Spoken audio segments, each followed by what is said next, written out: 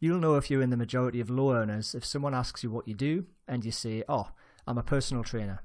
Whenever I hear someone say that, I know for a fact that they're not getting paid what they're worth.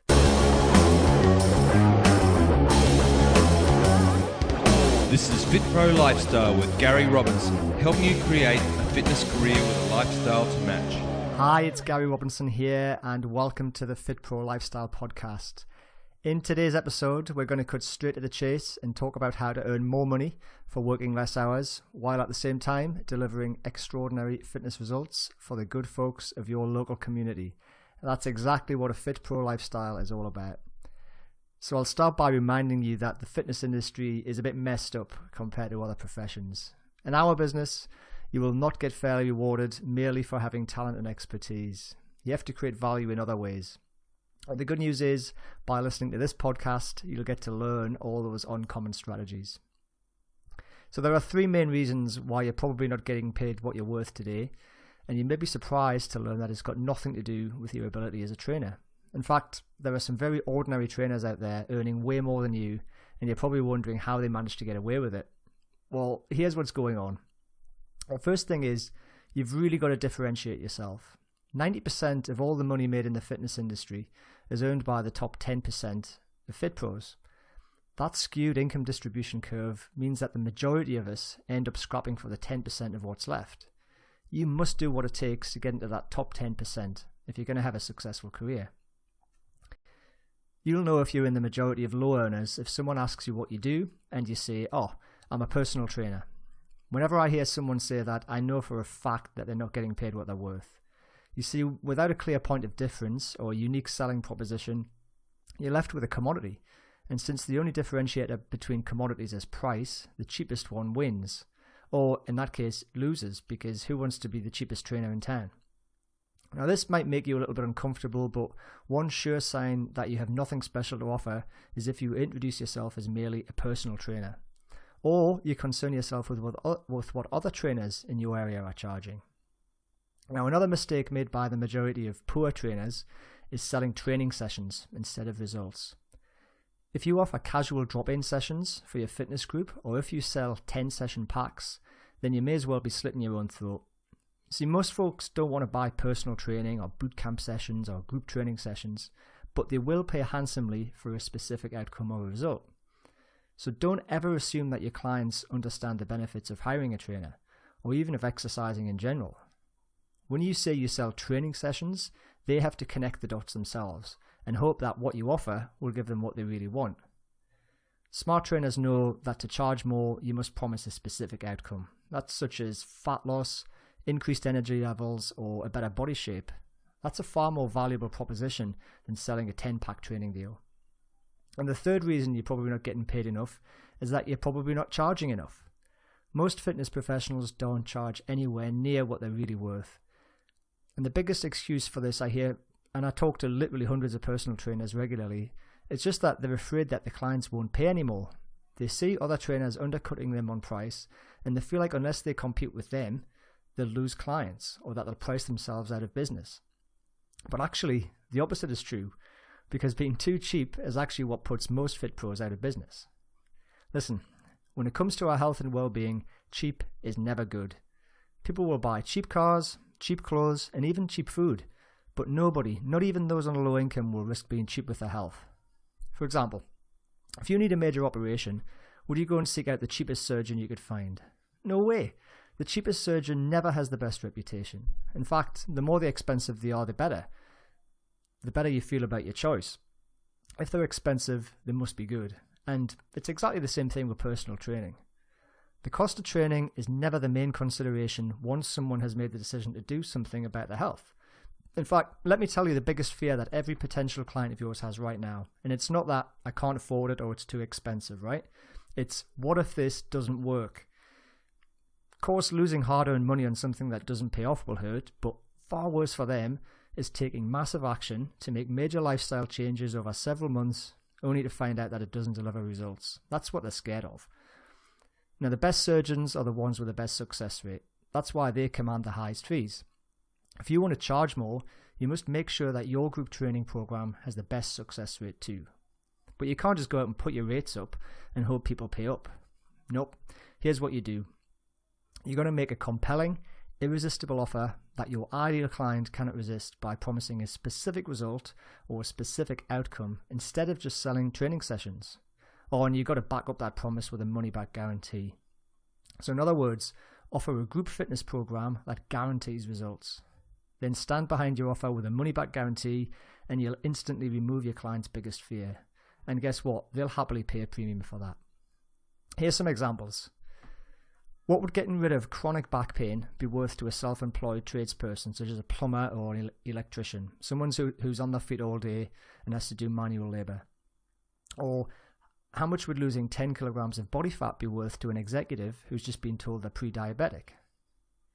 What would a busy soccer mum pay to have more energy and to feel good about her body again? These are the sorts of results that you can sell and people will have no problem paying the extra money for. They value it more. See what I mean? Now, promising relevant results to a specific type of person, backed up with the money-back guarantee, it's one of the best and easiest ways to get into that top 10% of earners and finally get paid what you're worth. Of course, you have to be sure that your training program actually delivers on your promise first. That's why I've invested so much time and money developing the Kaizen Outdoor Fitness Bootcamp workouts that you can download for free over at kaizenoutdoorfitness.com. So let's talk a little bit about creating fitness bootcamp programs that create results, or even group personal training programs that create results. Now, I want to go really deep into this subject in future episodes, but for now, let's just take a high-level view to set the scene, right? So here are the top 5 civilian fitness goals today. This is taken from the health screening questionnaires of over 400 of my bootcamp clients over several years. Number 1, of course, is to lose fat, or actually they put lose weight, body fat, but weight loss, fat loss, number 1 fitness goal for almost everyone today. Number 2 is to have more energy. Number 3, feel good about themselves. And number 4, it's generally along the lines of reducing or eliminating joint pain, improving posture, or gaining strength. They're all sort of connected, and I'll explain why in a second. And the 5th most popular reason was stress relief. Now, here's how you'd structure a group fitness program that will deliver on all 5 of those top fitness goals. So number 1, fat loss. It's no secret, this one. Your program's got to include high intensity interval training. That's a modality proven to regulate metabolism and thyroid function. It is common knowledge that high intensity interval training is especially effective for fat loss.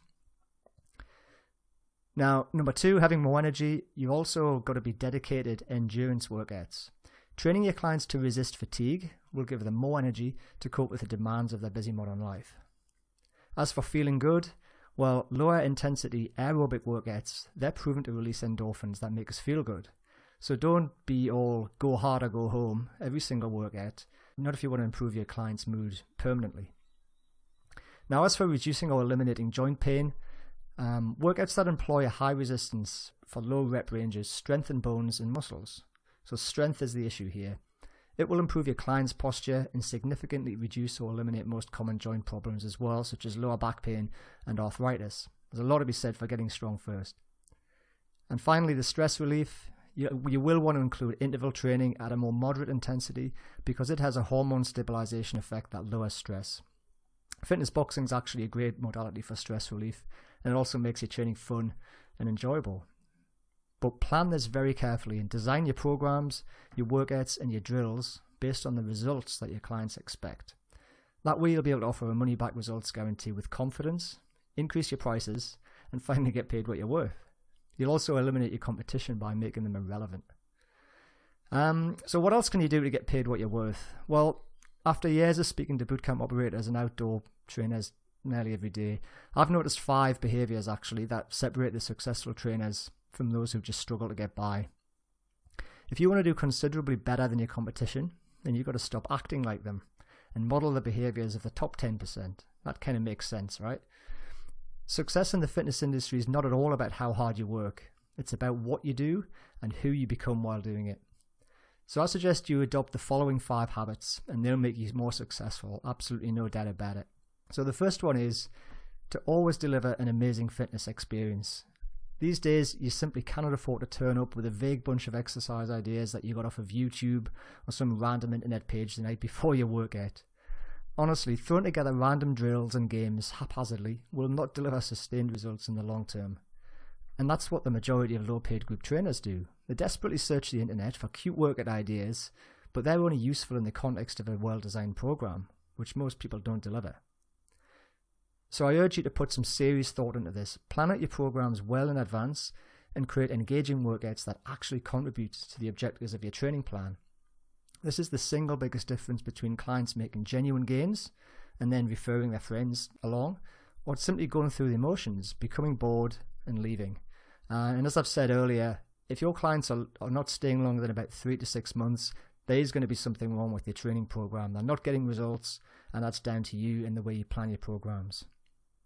And if you're not currently investing at least as much time preparing and reviewing training sessions as you are delivering them, then you're doing your clients and your business a huge disservice. Only the successful trainers make the commitment to do this properly, and you'll be miles ahead of your competitors by getting this one right.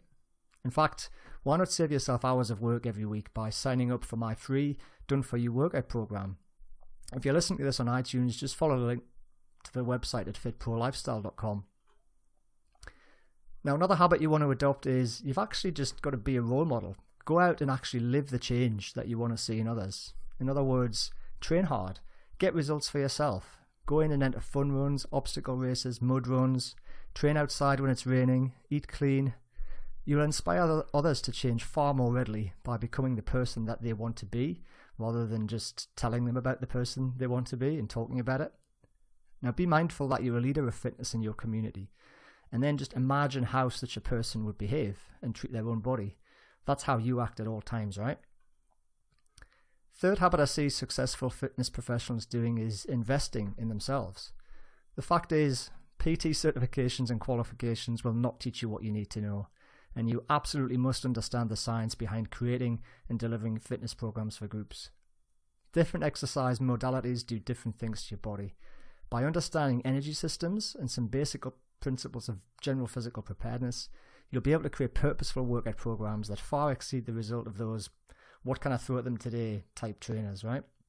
And leading on from this, it's crucial that you actually implement what you know.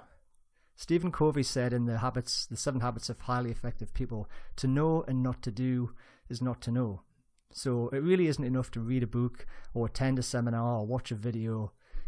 You have to act on that information. By reading just one book a month and applying one principle at a time, you'll make enormous progress and stand head and shoulders above other trainers who simply just can't be bothered to do that. Look, time's going to pass anyway, and if you're not moving forward, you'll be left behind. Actually doing what you know is the difference that makes a difference, and sadly, not enough personal trainers take enough of the right action. Now, the final behaviour is simply to just add massive value. Under promise and over deliver.